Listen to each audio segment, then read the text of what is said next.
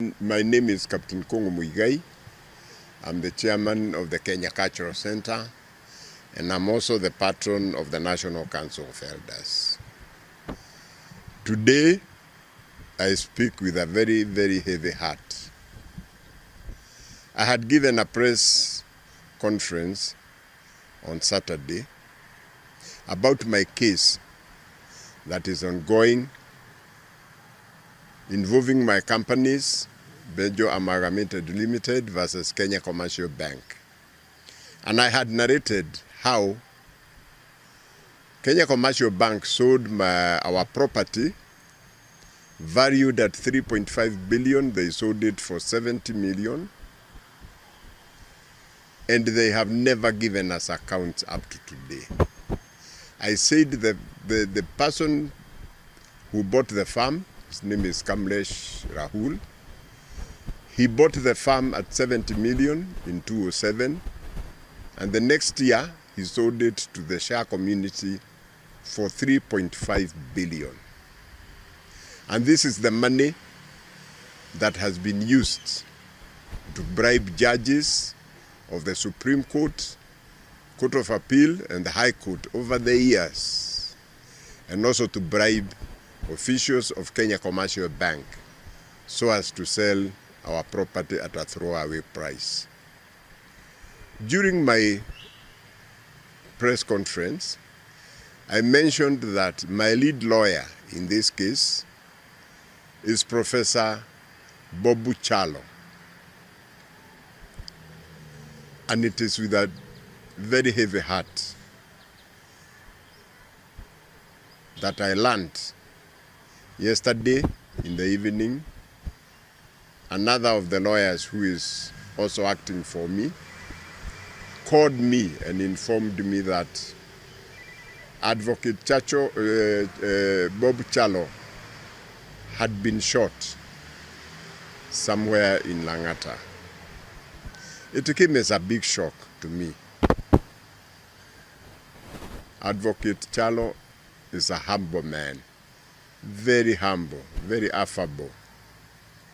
Somebody who is soft-spoken, never had him shout at anyone, and never seen him argue with anybody. And it's a despicable act to kill a man like that. I don't know who killed him or why. I cannot pretend to know that. But what I can state is, in my statement, I had said Bob Kyalo is my lawyer. And indeed, Bob Kyalo was one of my witnesses who was going to give evidence about how various judges have been bribed with a lot of money. And he was also the custodian of very, very crucial evidence. He was holding 4 affidavits from our witnesses who either participated or were privy to the giving of bribes to the judges. He was also a custodian of 2 audio recordings, which were actually recorded when these judges were being bribed. It's a sad day, indeed a very sad day for this country, that we can lose somebody of the caliber of Bob Kyalo. He was a professor in law. I will not blame anybody because I really don't have an idea who killed him. But I have accused a cartel made up of the Shah community, Kenya Commercial Bank, and various judges in the Supreme Court and the Court of Appeal and the High Court, that they conspired. I can call it a criminal gang. They conspired and they committed serious crimes. This was one of the men who was driving this case together with the evidence. Today, I reported to the DCI Director of Criminal Investigations. Because I cannot access his office, they told me it's now a crime scene. I cannot access his home. So I reported to the DCI that these documents and this evidence was in the possession of the lawyer.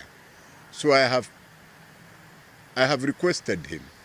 I have requested the DCI that whatever they recover in the process of the investigation to give me an opportunity, because the evidence, my evidence, the lawyer put it in an A4 envelope. We sealed it together and he wrote my name on top of it. So I described the parcel to the DCI and I asked them if they come across such a package to please contact me so I can go and identify it. First of all, I want to send my condolences together with my family. Advocate Bob Kyalo, we are related by marriage very closely. So he was my lawyer and he was also family. And I am saddened, and I said my family and my condolences to his family. We of course visit them. But I'll say this. This was a young man with young children. If that criminal organization that I have named is associated with his death in whichever way, I'll pray to the living God that he pays them blow by blow so that they don't find peace. Neither do their children or grandchildren find peace. Because I think it is the depth of evil to kill somebody because of monetary gain. I'm not saying I know who killed him. I'm just saying I had just exposed a criminal gang and I had said this is the lawyer who is leading this matter. So I feel it might be connected. But I'll leave the rest to the police. I've already reported to the police my connection with him. So I'll leave it to the police and we'll give them time to investigate and tell us the truth. I hope, well, my case will not stop. You see, my case, killing that lawyer does not help anybody. Because my case is one. There is no consent judgment. Right? It doesn't matter what they do. It doesn't, even me, they can kill me. But unless they can produce that judgment, which they rely on, which they even quote today, in their reply today, the judiciary spokesman, Mr. Demo, is saying there is a judgment entered on the 4th of May 1992 in the High Court case number 1219 of 1992. So if that judgment is not found, it doesn't matter who they kill. They're not going to get out of that trap. But all the said and done, my case, my allegations against the bank, Kenya Commercial Bank, the judiciary, the 11 judges, 5 judges from the Supreme Court and 6 judges from the Court of Appeal, and the Shah community still stands. I still stand by those allegations.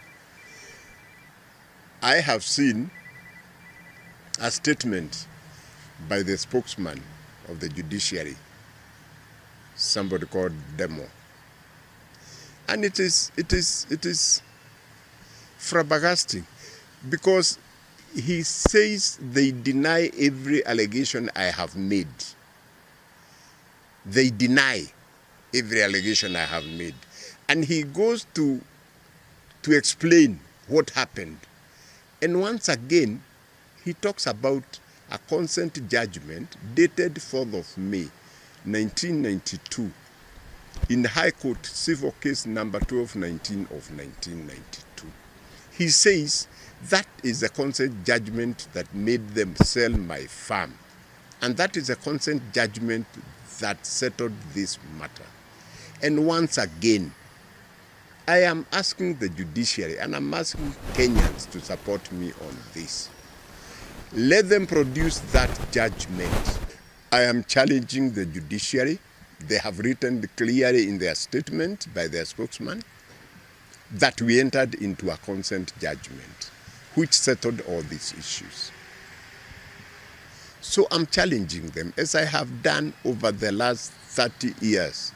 Produce this judgment, produce this consent judgment. What is so difficult? This is a physical document. I have said the judge who was supposed to have recorded it, Justice Erastus Githinji, he has written a ruling, an official ruling saying there is no judgment like that. The police have investigated and said there is no judgment like that. The registrar of the High Court has written and said there is no judgment like that. The Law Society of Kenya has written and said the lawyer who is purported to be my lawyer, Mr. Menye, did not have a practicing certificate on that day of that judgment. So it is obvious there is no judgment. But even today, in the statement that they have issued today, they are still talking about a consent judgment which does not exist. So I will not cease, I will not stop until they produce that judgment to silence me.